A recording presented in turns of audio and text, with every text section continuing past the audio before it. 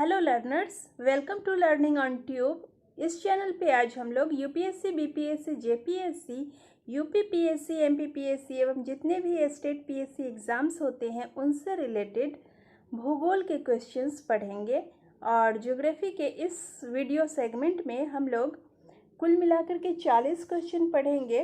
तो question start होंगे question number 121 से, क्योंकि 120 तक क्वेश्चंस अपलोड कर दिए गए हैं और इस वीडियो सीरीज में आपको लगभग 540 क्वेश्चंस मिलेंगे, जो कि वीडियो वाइज डिवाइड होंगे और हर एक वीडियो में 40 से 50 क्वेश्चंस तक आपको मिलेंगे। तो अगर अभी तक आपने इस चैनल को सब्सक्राइब नहीं किया है तो प्लीज़ चैनल को सब्सक्राइब करें, साथ ही बेल आइकन भी दबाएं, जिससे कि आपको इस चैनल पे अपलोडिंग से संबंधित सारी नोटिफिकेशन समय पर मिल सके। तो चलिए स्टार्ट करते हैं वीडियो को। वीडियो का फर्स्ट क्वेश्चन है, संसार में मछली का सबसे बड़ा उत्पादक देश डैश है। तो संसार में मछली का सबसे बड़ा उत्पादक देश है चीन। दोस्तों, चाइना बहुत से चीज़ों में हमसे आगे है और हमसे ही नहीं बल्कि विश्व के कई अन्य देशों से आगे है किसी भी वस्तु के उत्पादन में। तो इसमें भी यहाँ पर मछली का सबसे बड़ा उत्पादक देश कौन है, तो वह है चाइना। नेक्स्ट है, मटन के सबसे बड़े उत्पादक हैं। मटन के सबसे बड़े उत्पादक देश हैं न्यूजीलैंड और ऑस्ट्रेलिया। नेक्स्ट क्वेश्चन है, निम्नलिखित युग्मों पर ध्यान दें। जैसे कि लिमोनाइट है और लोहा है, पायराइट तांबा और अर्जेंटाइट चांदी और गैलेना जस्ता। इन पे देखते हैं क्वेश्चन क्या पूछे जा रहे हैं। तो क्वेश्चन ये पूछा जा रहा है कि उपरोक्त में से कौन से सुमेलित हैं। तो सुमेलित ऑप्शन इसमें से ढूंढने हैं। तो देखते हैं कौन कौन से सुमेलित हैं। यहाँ पे अगर सुमेलित ऑप्शंस की बात करें तो यहाँ पे जैसे कि लिमोनाइट का कह रहा है लोहा, तो यहाँ पे लोहा है, ये है सुमेलित 1। और पायराइट तांबे का है, अयस्क ये भी सुमेलित है, अर्जेंटाइट चांदी का ये भी सुमेलित है, गैलेना जस्ता ये जो कह रहा है यह हमारा गलत है। तो इसमें से आंसर हो जाएगा 1, 2, 3 सही है। तो देखते हैं 1, 2, 3 किस ऑप्शन में है। तो 1, 2, 3 है ऑप्शन नंबर सी में, तो आंसर हमारा सी हो जाएगा, 1, 2, 3 सही है। नेक्स्ट क्वेश्चन है, संसार में गंधक का सबसे बड़ा उत्पादक है। संसार में गंधक का सबसे बड़ा उत्पादक मैक्सिको है। आंसर हो जाएगा डी, मैक्सिको। नेक्स्ट पे चलते हैं, क्वेश्चन नंबर 125। लोहा मुख्यतः डैश नामक अयस्क से प्राप्त किया जाता है। तो मुख्य रूप से लोहा जो है वह हेमेटाइट नामक अयस्क से प्राप्त किया जाता है। वैसे तो लोहे के कई अयस्क हैं, लेकिन मुख्यतः हेमेटाइट को ही प्रधानता दी जाती है, क्योंकि इससे लोहा ज़्यादा मात्रा में प्राप्त होता है। नेक्स्ट है, संसार में पारे का सबसे बड़ा उत्पादक कौन सा देश है। तो पारे का सबसे बड़ा उत्पादक देश है चाइना। तो आंसर हो जाएगा चाइना। नेक्स्ट क्वेश्चन नंबर 127 है, कांगो रिपब्लिक किस खनिज के उत्पादन में अग्रणी देशों में से एक है। कांगो रिपब्लिकन ऑफ कांगो है हीरा के उत्पादन में से अग्रणी। नेक्स्ट है, चट्टानी फॉस्फेट के उत्पादन में अग्रणी 2 देश हैं। तो चट्टानी फॉस्फेट के उत्पादन में अग्रणी है यूएसए और रूस। चट्टानी फॉस्फेट के उत्पादन में यूएसए और रूस दोनों अग्रणी देश हैं। नेक्स्ट है, यूरेनियम का सर्वाधिक उत्पादन किस देश में होता है। कनाडा में यूरेनियम का सबसे ज़्यादा उत्पादन होता है। चलेंगे नेक्स्ट क्वेश्चन पे, क्वेश्चन नंबर 130। ड्यूरेंट रेखा किन देशों को अलग करती है। ड्यूरेंट रेखा जो है वह भारत और अफगानिस्तान के बीच खींची गई है और इसलिए ड्यूरेंट रेखा भारत और अफगानिस्तान को अलग करती है। नेक्स्ट है, जर्मनी तथा पोलैंड के बीच सीमा का क्या नाम है। जर्मनी और पोलैंड के बीच की सीमा का नाम है हिंडनबर्ग रेखा। क्या है नाम? हिंडनबर्ग रेखा। नेक्स्ट क्वेश्चन 132, मैकमोहन रेखा किन देशों को अलग करती है? मैकमोहन रेखा भारत और चाइना के बीच खींची गई है और इसलिए यह भारत और चीन को अलग करती है। नेक्स्ट क्वेश्चन, रेड क्लिफ रेखा के दोनों ओर कौन से देश हैं? रेड क्लिफ रेखा के दोनों ओर भारत और पाकिस्तान है और यह भारत और पाकिस्तान को अलग करती है। नेक्स्ट क्वेश्चन है क्वेश्चन नंबर 134, पाक जलडमरू मध्य किन देशों को पृथक करता है? पाक जलडमरू मध्य भारत और श्रीलंका को पृथक करता है। दोस्तों, अगर आप इन क्वेश्चंस में इंटरेस्टेड हो तो आप खुद से भी क्विज लगा सकते हो और कितने आपके सही हुए वे सब मुझे आप कमेंट बॉक्स में बता सकते हो। चलिए कंटिन्यू करते हैं वीडियो को। 135 है, फिलाडेल्फिया किसके लिए प्रसिद्ध है? फिलाडेल्फिया जो है वह रेल इंजन निर्माण के लिए प्रसिद्ध है। ठीक है, चलेंगे नेक्स्ट क्वेश्चन पे। नेक्स्ट क्वेश्चन है 136, उत्तरी तथा दक्षिणी कोरिया के बीच सीमा को क्या नाम दिया जाता है? तो इसका नाम दिया जाता है 38वीं अक्षांश रेखा। उत्तरी और दक्षिणी कोरिया के बीच की सीमा को 38वीं अक्षांश रेखा कहा जाता है। नेक्स्ट क्वेश्चन, 49वीं अक्षांश रेखा किन देशों को पृथक करती है? यह यूएसए और कनाडा को पृथक करती है, इसलिए 39वीं अक्षांश रेखा यूएसए और कनाडा को अलग करती है। नेक्स्ट है, बाकू किसके लिए प्रसिद्ध है? बाकू प्रसिद्ध है पेट्रोलियम के लिए। आंसर हो जाएगा ए, पेट्रोलियम। नेक्स्ट है,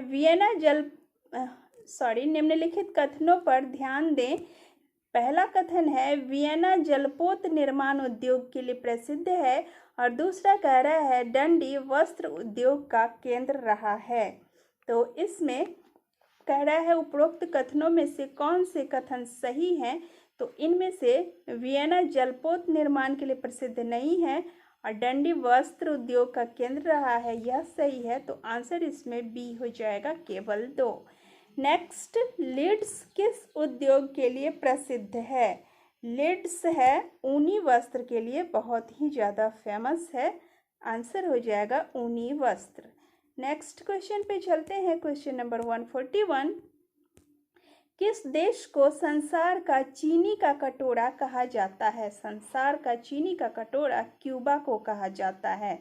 चलेंगे नेक्स्ट क्वेश्चन पे। क्वेश्चन नंबर होगा 142, एक तेल के कुएं में तेल, पानी और गैस का नीचे से ऊपर की ओर क्या क्रम पाया जाता है? तो आंसर होगा इसका पानी नीचे से ऊपर की ओर का क्रम पूछ रहा है, तो सबसे नीचे पानी होगा क्योंकि पानी भारी है। उसके बाद तेल पानी से हल्का है, उसके इसलिए तेल होगा, और उससे भी हल्का, तेल से भी हल्का गैस है, इसलिए सबसे ऊपर गैस होगा। तो यानी कि पहले पानी, फिर तेल और फिर गैस, यानी कि एक तेल के कुएं में तेल, पानी और गैस का नीचे से ऊपर की ओर का क्रम होगा पानी, तेल, गैस। नेक्स्ट है, वृक्ष शीतकाल में अपने पत्ते क्यों गिरा देते हैं? आंसर होगा ऊष्मा बचाने के लिए। ऊष्मा बचाने के लिए वृक्ष शीतकाल में अपने पत्ते गिरा देते हैं। नेक्स्ट है, कपास का रेशा पौधे के डैश से प्राप्त होता है? तो कपास का रेशा जो है वह पौधे के फल से प्राप्त होता है। वह फल होता है जो वाइट वाइट सा निकलता है, वह कपास का फल कहलाता है। नेक्स्ट है 145, डंकन पास। डंकन पास किनके मध्य स्थित है? आंसर होगा दक्षिणी तथा लिटिल अंडमान। डंकन पास है दक्षिणी और लिटिल अंडमान के बीच। नेक्स्ट क्वेश्चन, संसार में रेशम का उत्पादन घट गया है, इसका कारण है? तो इसका कारण है कुछ कृत्रिम रेशों से प्रतिस्पर्धा। अत्यधिक मात्रा में कृत्रिम रेशे बनाए जाने लगे हैं, जिसके कारण रेशम का उत्पादन घट गया है। नेक्स्ट है, पैसिफिक रिंग ऑफ फायर का संबंध किससे है? तो पैसिफिक रिंग्स ऑफ फायर का संबंध ज्वालामुखी तथा भूकंप से होता है? तो आंसर हो जाएगा बी, ज्वालामुखी तथा भूकंप। नेक्स्ट क्वेश्चन पे चलेंगे, क्वेश्चन नंबर 148। इको साउंडिंग तकनीक का उपयोग किया जाता है। इको साउंडिंग तकनीक का उपयोग किस लिए किया जाता है? आंसर होगा समुद्र की गहराई नापने के लिए। समुद्र की गहराई नापने के लिए इको साउंडिंग टेक्निक का यूज किया जाता है। नेक्स्ट है, प्रसिद्ध कड़ीबा बांध किस नदी पर है? तो कड़ीबा बांध जो है वह जैम्बेजी नदी पर स्थित है।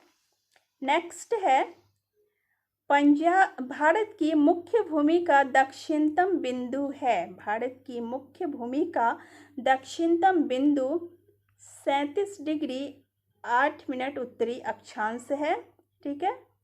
नेक्स्ट क्वेश्चन 152 है, भारत की मुख्य भूमि की तटरेखा कितनी लंबी है? तो भारत की मुख्य भूमि की तटरेखा 6100 किलोमीटर लंबी है। नेक्स्ट क्वेश्चन नंबर है 153। भारत का कुल क्षेत्रफल लगभग डैश है। तो भारत का कुल क्षेत्रफल कितना है? तो लगभग में कह रहा है, लगभग 33 लाख किलोमीटर मान सकते हैं। ठीक है, तो आंसर हो जाएगा बी, 33 लाख वर्ग kilometre. Next question number 154। Bharat संसार का 7वां बड़ा देश है। इसके अंतर्गत संसार के कुल क्षेत्रफल का लगभग डैश भाग आता है। तो इसमें लगभग 2.4% भाग आता है। भारत संसार का 7वां बड़ा देश है और इसके अंतर्गत संसार के कुल क्षेत्रफल का लगभग 2.4% भाग आता है। भारत का एक राज्य जिससे होकर कर्क रेखा गुजरती है, डैश है। भारत का कौन सा राज्य इसमें है जिससे होकर के कर्क रेखा गुजरती है? आंसर हो जाएगा डी, झारखंड। जम्मू कश्मीर से नहीं गुजरती, हिमाचल प्रदेश से भी नहीं गुजरती और ना ही बिहार से गुजरती है। नेक्स्ट है, कर्क रेखा किस राज्य से होकर नहीं गुजरती है? तो यहाँ पर कर्क रेखा जिस राज्य से नहीं गुजरती है वह राज्य है उड़ीसा। आंसर हो जाएगा A, Orissa. Next question number 157। Mannar की खाड़ी कहाँ स्थित है? मन्नार की खाड़ी तमिलनाडु के पूर्व में स्थित है। कहाँ स्थित है? तमिलनाडु के पूर्व में। नेक्स्ट क्वेश्चन है क्वेश्चन नंबर 158। भारत तथा इसके पड़ोसी देशों को भारतीय उपमहाद्वीप कहा जाता है, इसका कारण है? तो इसका कारण क्या है? तो इसका कारण है इस क्षेत्र का संसार के अन्य भागों से अलग थलग होना और इसी कारण यह पूरा क्षेत्र भारतीय उपमहाद्वीप के नाम से जाना जाता है। चलते हैं नेक्स्ट क्वेश्चन पे, क्वेश्चन नंबर 159। भारत में राज्यों का भाषा के आधार पर गठन सर्वप्रथम कब हुआ? तो भारत में राज्यों का भाषा के आधार पर गठन सबसे पहले 1956 में किया गया था और यह राज्य था आंध्र प्रदेश। नेक्स्ट क्वेश्चन पे चलते हैं। अगला क्वेश्चन है क्वेश्चन नंबर 160।